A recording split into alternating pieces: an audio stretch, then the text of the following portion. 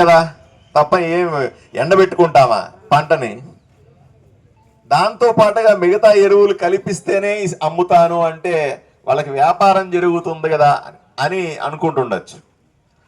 అందరూ వ్యాపారస్తులు అలా చేస్తున్నారు అనను, కానీ చాలా మంది వ్యాపారస్తులు అలా చేస్తున్నారని రైతులంతా ఇక్కడ చెబుతా ఉన్నారు. నాకు ఇక్కడికి వచ్చిన తర్వాతనే తెలిసింది ఇంత పెద్ద ఇష్యూ ఉందని.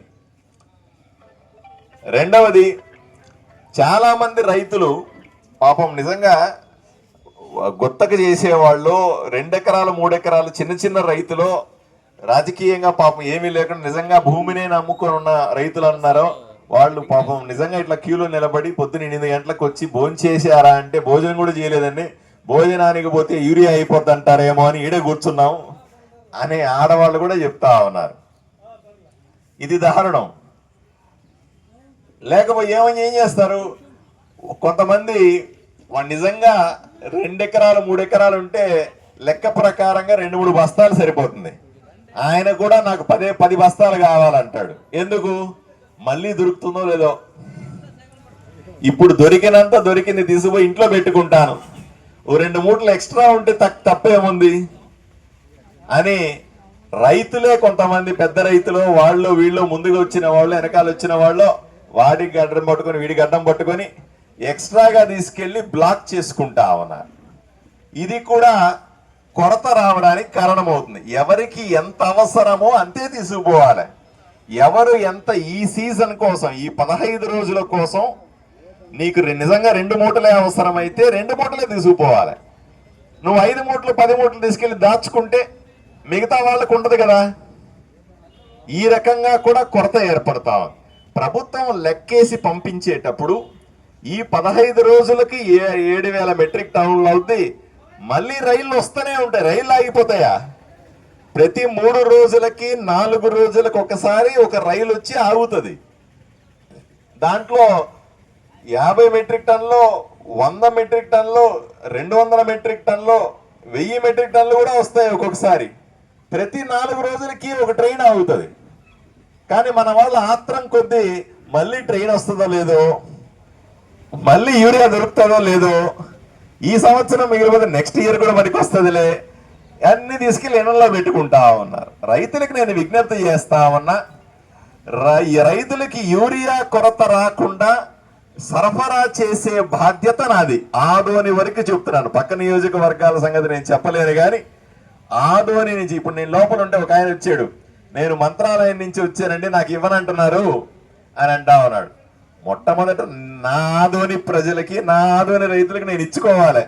అరాకొరా మిగిలితే తప్పనిసరిగా పక్క వాళ్ళకు కూడా ఇస్తాం. వాళ్ళు రైతులే కదా, వాళ్ళు బతకాలి కదా.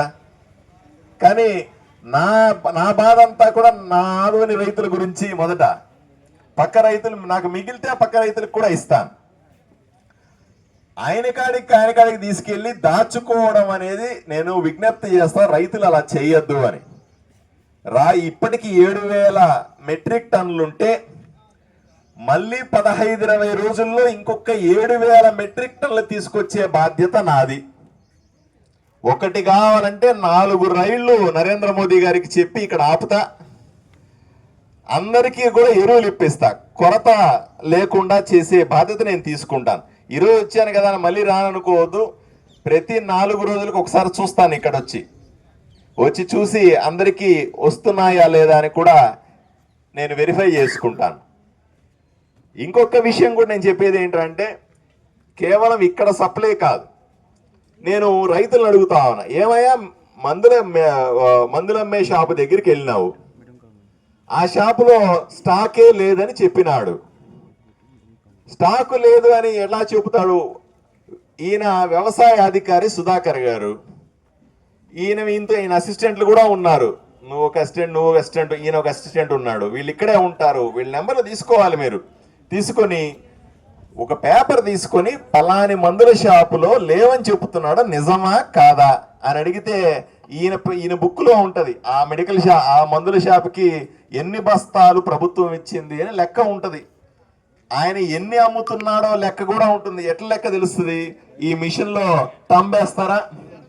ఈ తంబేస్తే వెంటనే ఏ షాపులో అయినా సరే తంబేయాల్సిందే కదా.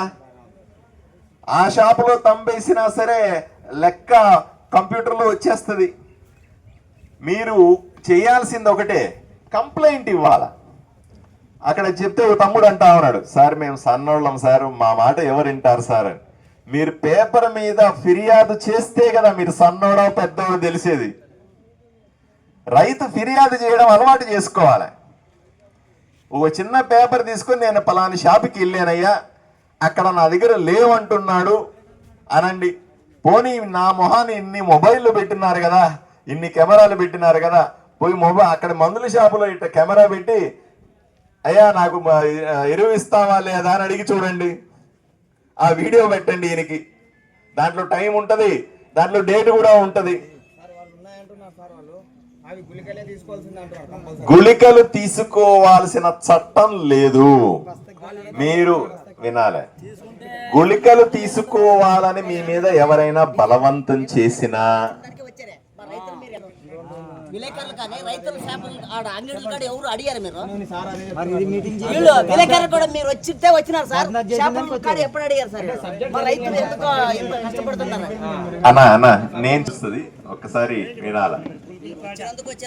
పోతే మీరేం చేయాలి, ఫలాని షాపులో స్టాకును మీకు ఇక్కడ ఎంత పెట్టినానో రోజు అంత అన్ని బస్తాలు కూడా షాపుల్లో కూడా ఇచ్చినాం.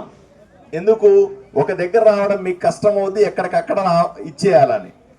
రైతు సేవా కేంద్రాలకు కూడా పెట్టినాం, లారీలు వేసి పెట్టినాం, చేరలే.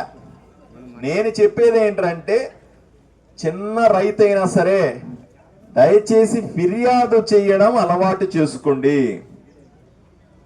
పేపర్ మీద రాసి దాన్ని నాకు పంపండి, నా నెంబర్ అందరికీ తెలిసి ఉంటుంది, మా ఆఫీస్కి పంపండి, వ్యవసాయ అధికారికి పంపండి, కలెక్టర్కి పంపండి, సబ్ కలెక్టర్ అన్ని ఫోన్ నెంబర్లు ఇక్కడ రాసి పెడతాం. అవన్నీ చేస్తే అప్పుడు ఎక్కడ అన్యాయం జరుగుతుంది అని మేము పట్టుకోవడానికి కూడా అవకాశం దొరుకుతుంది.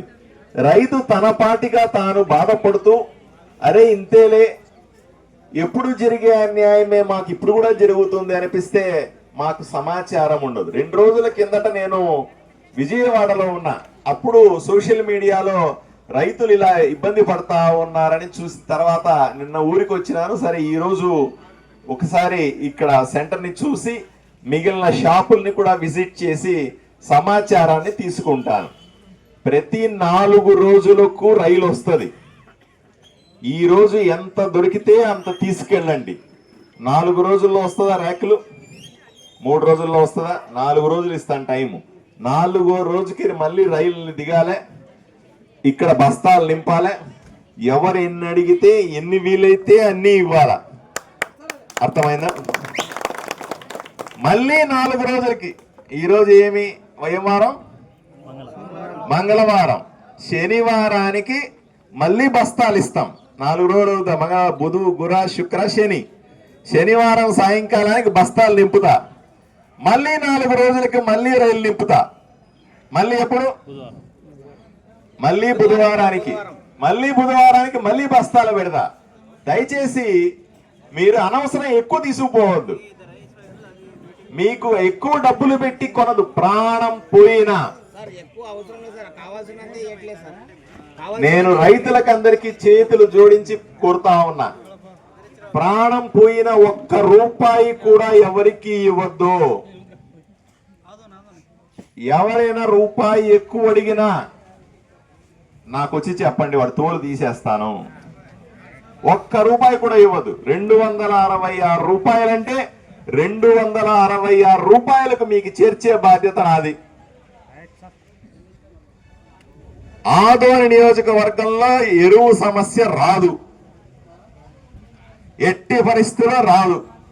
4-5 రోజులకి బస్తాలు దిగితే నేను కూడా వస్తా, వచ్చి చూసి ఎవరికి చిట్టీలు, ఈరోజు చిట్టీలన్నీ చూసిన, కొంచెం అందరికి ఇచ్చినారు, కొంచెం తక్కువ ఇచ్చినారు, ఇవన్నీ ఉన్నాయి.